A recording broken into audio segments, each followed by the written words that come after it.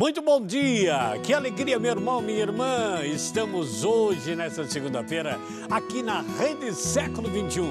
Eu, Henrique Santos Filho, fundador da comunidade Anunciando, para levar para você esse programa com tanto carinho que a Rede Século XXI faz e que eu apresento a segunda-feira para dizer para você do fundo do coração, você pode ser feliz.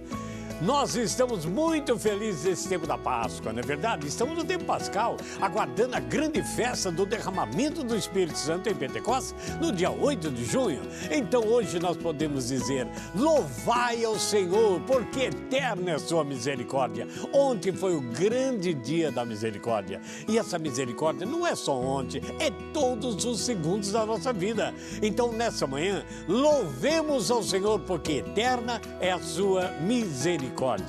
Meu amado e minha amada, nós vamos hoje ter aqui um debate com a doutora Roseli, vamos conversar sobre a pessoa depressiva e o efeito dessa depressão na família. Porque quem tem em casa uma pessoa com depressão, acaba dando um efeito nos familiares. Todos sofrem em redor disso. E nós vamos estudar um pouquinho disso para nós aprendermos a como fazer para nos libertar de tal sentimento ruim que abala a nossa mente e a nossa família. Mas eu queria, meu querido e minha querida, abrir o programa com a palavra de Deus como faço. Para orarmos ao Senhor, Redentor vivo no meio de nós, que seja derramado sobre nós a graça da vitória, da cura, da libertação de todo o mal que nos rodeia. Por isso, com alegria, eu quero proclamar o Evangelho de nosso Senhor e Salvador Jesus Cristo, narrado por Lucas, capítulo 13, versos 10 e seguintes. Que essa palavra transforme a sua vida. Vamos acompanhar. Estava Jesus ensinando na sinagoga em um sábado. Havia ali uma mulher que havia 18 anos era possessa de um espírito que a detinha doente. Andava encurvada e não podia absolutamente erguer-se. Ao vê-la, Jesus a chamou e disse-lhe, estás livre da tua doença. Impôs-lhe as mãos e no mesmo instante ela se endireitou, glorificando a Deus. Mas o chefe da sinagoga, indignado de ver que Jesus curava no sábado, disse ao povo, são 6 os dias em que deve trabalhar, vim depois desses dias para vos curar, mas não em dia de sábado.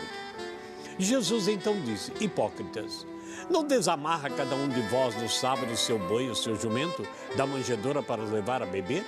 Essa filha de Abraão que Satanás paralisava há 18 anos não devia ser livre dessa prisão em dia de sábado?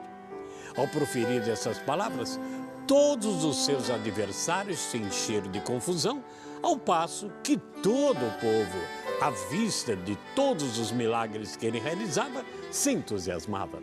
Esta é a palavra da salvação. Glória a vós, Senhor. Meu querido e minha querida, evangelista Lucas é o único que narra isso. Começa ele dizendo que estava Jesus numa sinagoga em dia de sábado. E havia ali uma mulher que havia 18 anos, era possessa de um espírito. Ela era possessa de um espírito. E andava curvada e não podia erguer-se. Vamos analisar algumas coisas aqui. A sinagoga trabalhava justamente com toda a espiritualidade do grande templo de Jerusalém. Todos os sábados, o povo se reunia e havia, como era costume, os homens, os mais importantes, ficavam à frente, como dissesse no presbitério, depois os outros homens e as mulheres relegados ao fundo da sinagoga. Ora, Jesus está ali no lugar principal, na cátedra de Moisés, vamos dizer, onde estavam doutores da lei, onde estavam ali sacerdotes, e eles também estão ali, como judeu, para participar talvez da leitura das palavras dos profetas. O evangelista Lucas, ele percebe, e é o único que narra por ser médico, que havia ali, ele vai narrar esse fato do que Jesus faz, uma mulher que há 18 anos sofria de um mal. O mal era dela. ela estava sofrendo, acorrentada, escravizada pelo demônio. Não era nenhum espírito surdo, mudo, como em outros lugares. A narrativa também de Lucas não se preocupou em dizer quantos anos ela tinha. Apenas se identificou que 18 anos ela estava naquela posição encurvada, abatida, não podia levantar os olhos porque o seu físico estava totalmente corcunda.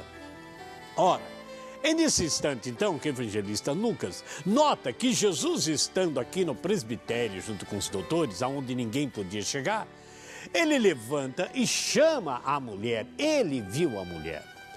Vamos analisar essa mulher. Ela era uma pessoa religiosa, era uma pessoa piedosa, tanto que estava dentro da sinagoga num dia de sábado, como era costume. Acontece que ela parece invisível. Parece que a situação da enfermidade, da corcunda que ela tinha, do modo que ela estava, não chamava a atenção de ninguém.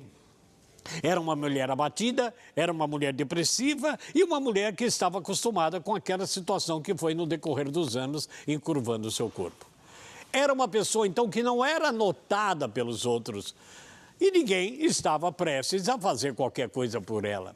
Ora, se Jesus está na sinagoga e ele veio trazer um reino de vitória ao povo, o reino de Deus, ele então chama a mulher. Não foi a mulher que viu ele. Aliás, ela talvez nem pudesse ver diante da sua curvatura que ela estava e não podia olhar para cima. Ele a vê, chama e traz ela à frente, onde há um balbúrdio na própria sinagoga, porque uma mulher não poderia estar ali, principalmente no lugar de destaque, no presbitério. Ora, é aí que ele diz que ele faz a cura para ela. A palavra diz que no mesmo instante ela endireitou. Muito bem, muito mais além do que o milagre físico acontecido que ela glorificou a Deus, nós poderíamos pensar quantos de nós cristãos não estamos numa situação assim. Uma situação que a vida foi nos colocando tanto sofrimento, tanta perseguição, tantos problemas, tantas adversidades, que nós abaixamos os nossos olhos e não temos força nem coragem para olhar para as alturas e glorificar a Deus, nem pela vida. E não é culpa nossa, é o sufoco que veio, talvez um momento de falta de fé, de uma falta de vivência de fé e muito mais. Pelo legalismo. Esse é o maior problema que nós vemos nesse evangelho. Tanto que o fariseu levanta e questiona, não Jesus, mas questiona o povo. Joga a lei em cima do povo, dizendo, vocês têm 6 dias para vir buscar cura. E com cura já acontecia no templo, pela palavra dos profetas, então. Mas o sábado não, o sábado vocês não podem vir buscar cura. Então essa mulher vivia, talvez por toda a sua atividade, impossibilitada, ou talvez nem tivesse quem ajudasse. Então o que aconteceu? Ela estava num dia que não poderia fazer milagre nem cura nenhuma, abatida e desanimada, porque a lei não permitia. Um dos maiores problemas que nós temos dentro das nossas igrejas é justamente isso.